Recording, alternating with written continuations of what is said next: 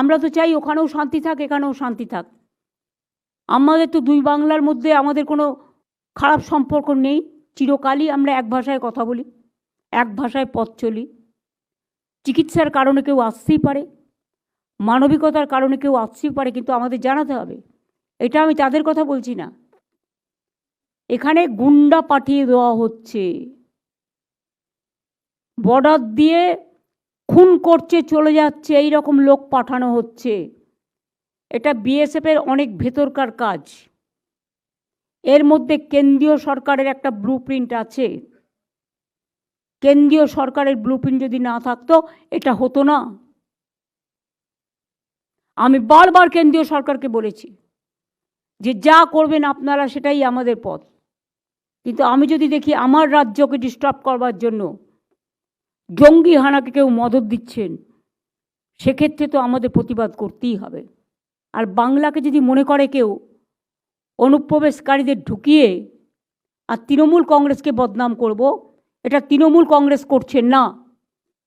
তৃণমূল কংগ্রেসের করার অধিকার নেই এবং সাধ্যও নেই।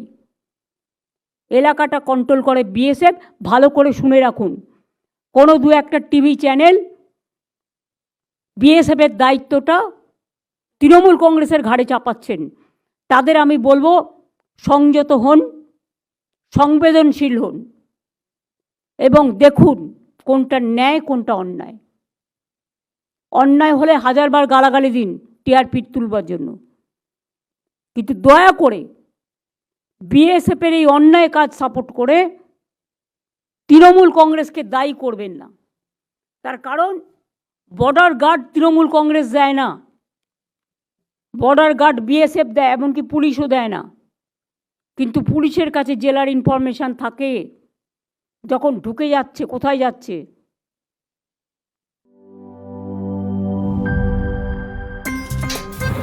আমার একটা স্মার্ট সিদ্ধান্তে 25% গ্যাসের খরচ কমেছে। ভাবছেন কিভাবে?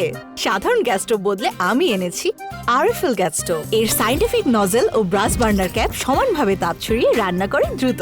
তাই গ্যাসও বাঁচায় 25%, টাকাও বাঁচে 25%। আরএফএল গ্যাস স্টোভ, নিরাপদ ও গ্যাস সাশ্রয়ী।